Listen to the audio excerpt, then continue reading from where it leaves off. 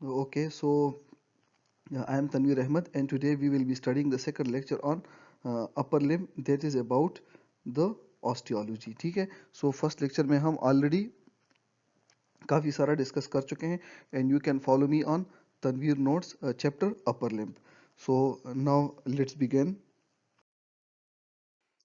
So let's come to radius and ulna. अच्छा, radius and ulna में हमने चीज़ें ज़्यादा डिटेल में नहीं पढ़नी, इसमें हम सिर्फ इंपॉर्टेंट पॉइंट्स एंड कुछ रिपीटिशन करेंगे.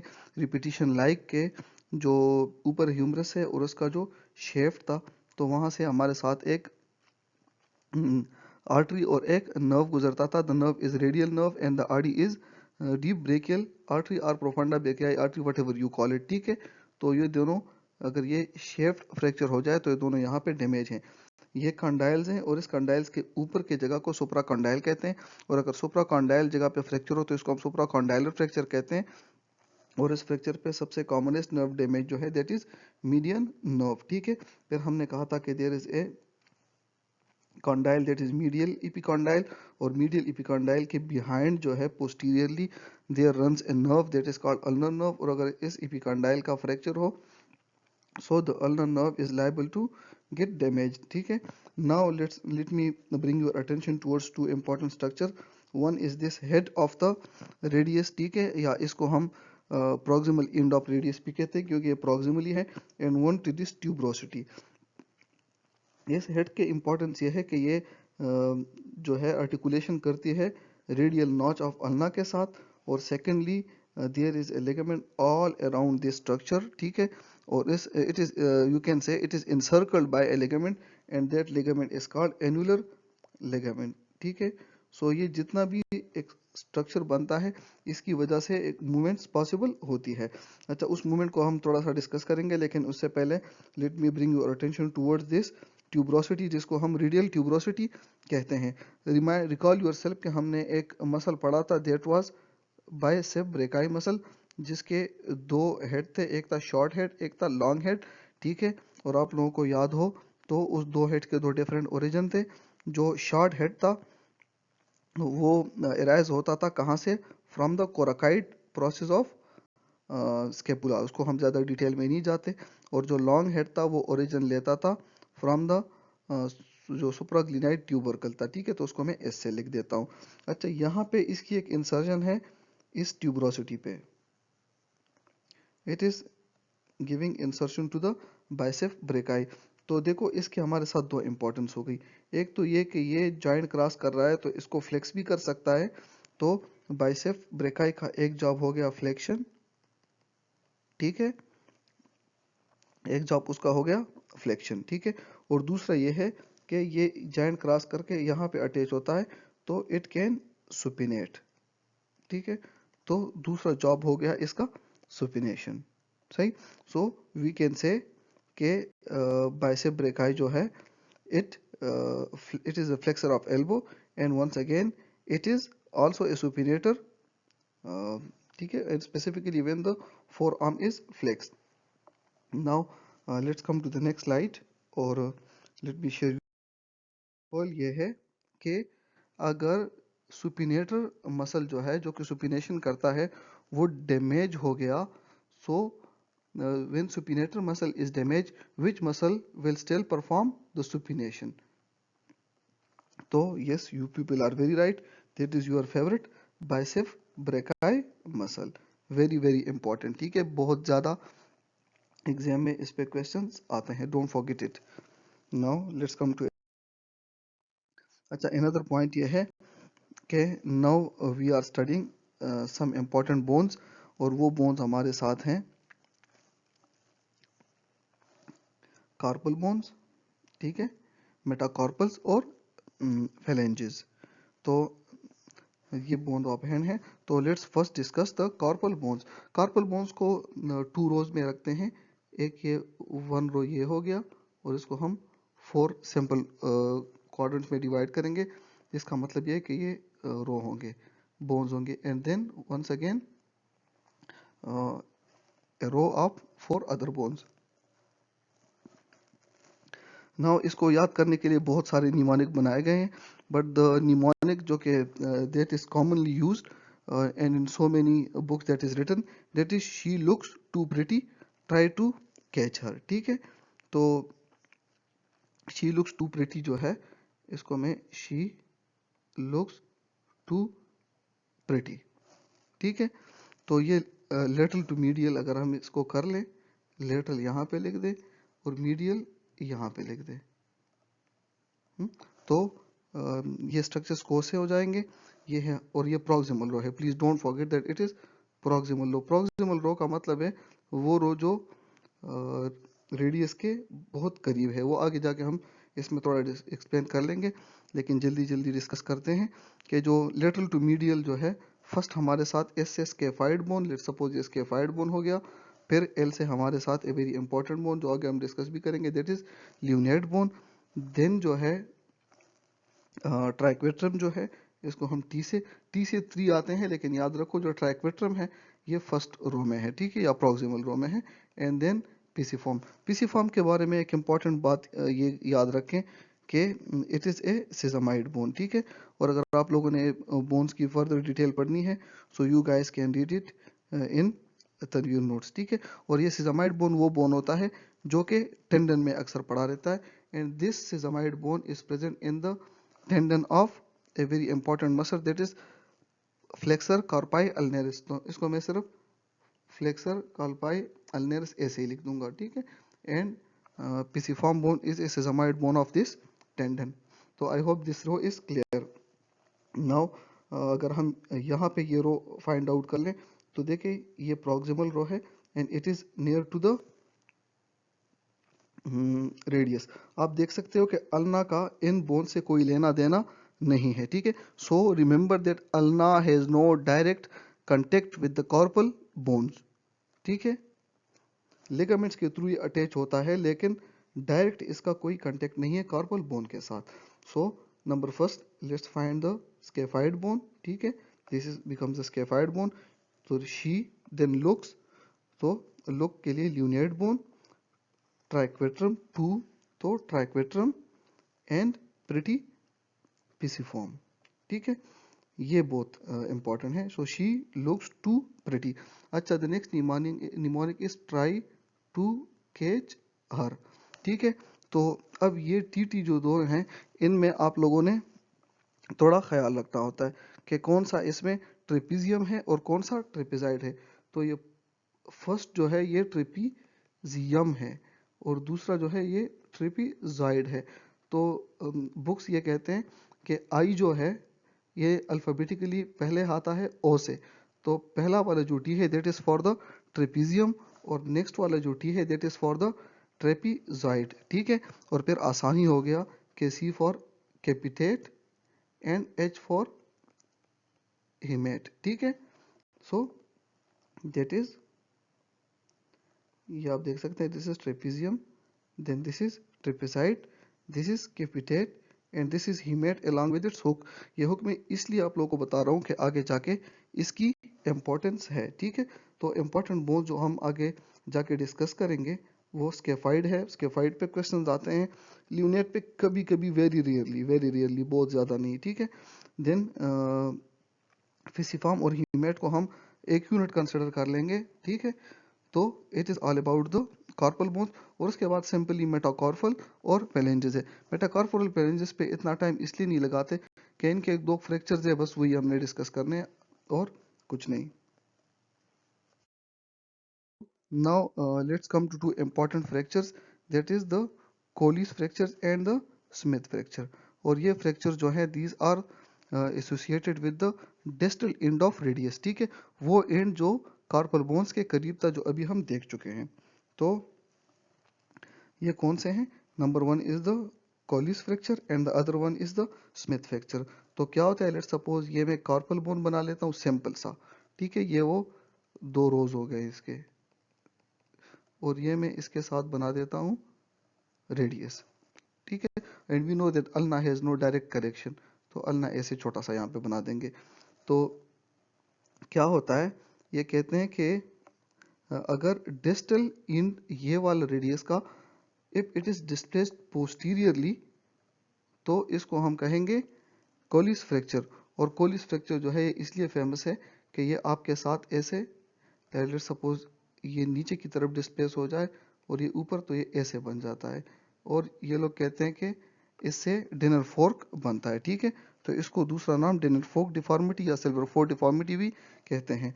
और स्मिथ जो है ये इसका उल्टा है, अगर distal fragment of the radius displaces interiorly, ठीक है, तो इसको फिर हम स्मिथ, और स्मिथ को फिर दूसरा नाम रिवर्स कोली फ्रैक्चर भी कहते हैं। सो एक सिंपल से फ्रैक्चर है, आप लोगों ने सिर्फ ये पोस्टीरियर और एंटीरियर डिस्प्लेसमेंट को याद रखना है। एग्जाम में रेयरली आते हैं लेकिन still they are there. Come to the boxer fracture. तो बॉक्सर फ्रैक्चर में हमारे साथ टू टाइप फ्रैक्चर हैं। एक वो है जो ट्रेंड बॉक्सर की फ्रैक्चर होती है, और एक होता है अनप्रोफेशनल बॉक्सर्स की फ्रैक्चर।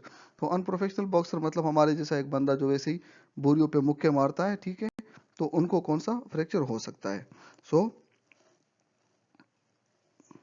जो बॉक्सर्स होते हैं प्रोफेशनल, उनमें neck of second and third metacarpal fractures हो सकते हैं, और जो हमारी तरह अनाड़ी होते हैं उनमें फिफ्थ मेटाकार्पल का नेक वो फ्रैक्चर होता है। सो ये नंबर्स आप लोगों के लिए इंपॉर्टेंट है। और secondly don't forget the neck. तो second and third metacarpals and fifth metacarpal for unprofessional, and second and third for professional boxers.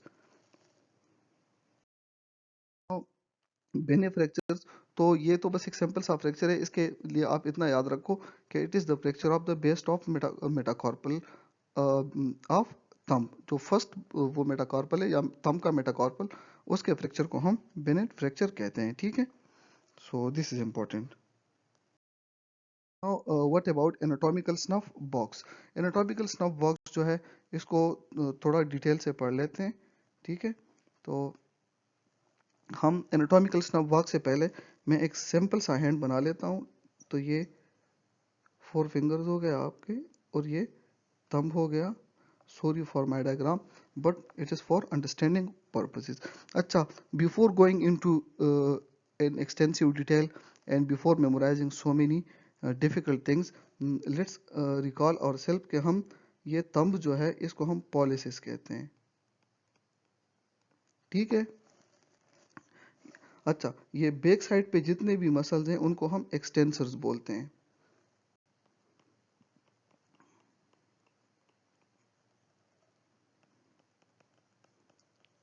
ठीक है। तो एक चीज तो हमारे साथ क्लियर हो गई कि there are two major muscles, one is extensor pollicis and other one is extensor pollicis. तो सिंपल बात यह है कि एक पर बड़ा होगा एक छोटा होगा। सो ये जो बड़ा होगा इसको हम फिर कहेंगे एक्सटेंसर पॉलिसिस लॉन्गस, ठीक है, एक्सटेंसर पॉलिसिस लॉन्गस।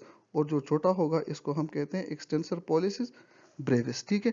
और याद रखिए जो छोटा होता है अक्सर उसके साथ दूसरा दोस्त खामखा मदद करने के लिए आता है। तो some time anatomical snuff box के फॉर्मेशन में नट इव द बुक्स, लेकिन big books like BD Chaurasia, yes, they mentions abductor pollicis longus too, ठीक है। So these structures make a triangular space that is called anatomical snuff box। और anatomical snuff box के contents बहुत important है। एक तो ये है कि इसके अंदर पड़ा रहता है इसके फ्लोर में, to be specific, an important bone that is called scaphoid bone. और भी बोन कंट्रीब्यूट करते हैं लेकिन आप लोगों ने स्पेसिफिकली स्केफाइड याद रखना है, ठीक है। और सेकेंडली यहाँ से एक इम्पॉर्टेंट आर्टरी जाती है, let me change the colour for that. और ये इम्पॉर्टेंट आर्टरी जो है that is, yes, your favourite radial artery. और हमने कहा था कि हम रूल ऑफ टू में सारी चीज़ें पढ़ेंगे। तो यहाँ से आर्टरी जाती है तो एक नर्व भी जाता है। तो you can see it is extensive region. तो nerve is none other than your favourite radial nerve. और रेडियल नर्व का स्पेसिफिकली जो सुपरफिशियल ब्रांच होता है, लेकिन this one is not that important. यहाँ पे इंपॉर्टेंट स्ट्रक्चर स्केफाइड है and of course your radial artery. Where is radial artery, yes, your radial artery, ठीक है। और इसके बाउंड्रीज क्या है, extensor pollicis longus, extensor pollicis Brevis and abductor pollicis, ठीक है। और बिसाइड्स दैट यहाँ से एक वेन भी जाती है, सेफेलिक वेन, लेकिन वो आगे जाके हम डिटेल में डिस्कस करेंगे। Now let's come towards a pearl, and the pearl is कि if there is a fracture of scaphoid bone, ठीक है, that can result injury to which structure? So yes guys, you are very right. Okay, when there is fracture of the scaphoid bone, the resultant damage to the structure is, कौन सा structure damage होगा? Radial artery, you are very right, that is radial artery. और इस radial artery जो है ये anatomical snub box के अंदर होती है, हमें पहले से पता है। And it can result avascular necrosis of the bone and some time degeneration of the wrist joint because scaphoid is an important component of wrist joint.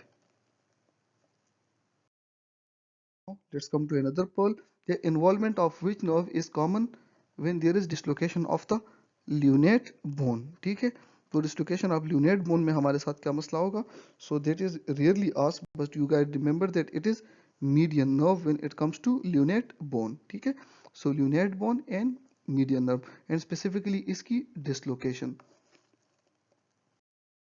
Now there is another pearl, and that is the fracture of the humerate bone damages which nerve? So that is your favorite nerve, that is called ulnar nerve. तो यहाँ पे मैं आप लोगों को एक point है वो क्लियर करा दूं कि there is a canal that is called Guyon canal. ठीक है, और गायन कैनाल को दूसरा नाम कहते हैं अल्नर टनल। और अल्नर टर्न क्यों कहते हैं?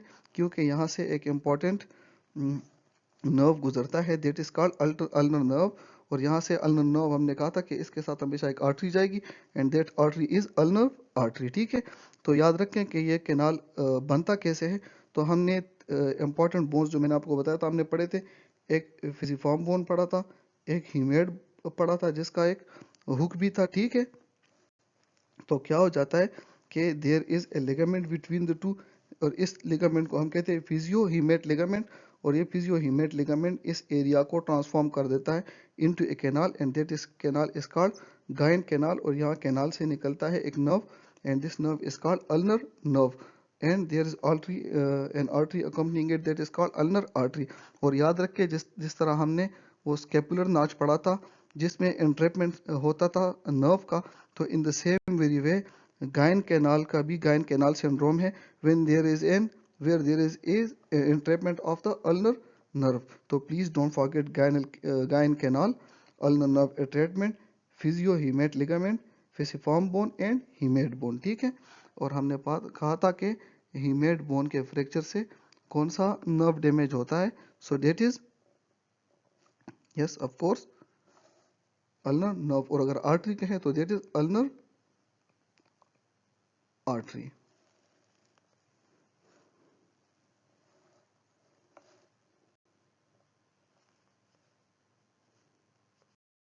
Now let's come towards some quick guns. ठीक है, तो क्विक गन्स जो है जो हमने अभी तक कुछ भी पढ़ा है उसकी एक क्विक रिवीजन है। तो हमने सबसे पहले क्लेविकल पढ़ा था, और क्लेविकल में हमने पढ़ा था कि if there is the fracture of the clavicular bone या clavicle, so there is damage to the brachial plexus and subclavian artery once again if you guys remember we are running in the rule of 2। ठीक है, फिर हमने scapular notch पढ़ा था and हमने कहा था कि इसका एक एंट्रैपमेंट सिंड्रोम होता है और that entrapment syndrome mainly damage suprascapular nerve. ठीक है, या scapular nerve not the artery. Artery इसलिए नहीं कि ये इसके ऊपर से जाती है, नीचे से नहीं। ठीक है, और मैंने आप लोगों को बताया था कि some books use the mnemonic के artery above the bridge and navy below the bridge. तो आर्मी जो है that is artery that is moving above the bridge and nerve is navy that is passing below the bridge and the bridge is nothing but the ligament. फिर हमने कहा था कि shoulder dislocation जो कि मेनली इंफीरियर इंटीरियर डायरेक्शन में होता है, उसमें डैमेज होता है axillary nerve and posterior circumflex humeral artery। once again surgical neck of humerus, तो उसमें same structures that is axillary nerve and posterior circumflex humeral artery. आपका बुक शायद इसको पोस्टीरियर ह्यूमरल सर्कम्फ्लेक्स आर्टरी कहे, दोनों वन एंड सेम थिंग है। फिर हमने कहा शेफ्ट ऑफ ह्यूमरस, तो उसमें हमारे साथ radial nerve and profunda brachii artery, और शायद आपका बुक इसको दूसरा नाम डीप ब्रेकियल आर्टरी भी लिख दे। So profunda and deep is one and same thing. फिर हमने सुप्राकॉन्डाइलर फ्रैक्चर कहा था, तो सुप्राकॉन्डाइलर फ्रैक्चर में median nerve and brachial artery damage होती है। मीडियल इपिकॉन्डाइल में हमारे साथ अल्नर नर्व, और मैंने आपको कहा था कि इसके साथ एक कोलेटरल सुपीरियर आर्टरी भी होती है, लेकिन वो ज़्यादा इंपॉर्टेंट नहीं है, इसलिए हमने सिर्फ यहाँ पे नर्व ही लिखा।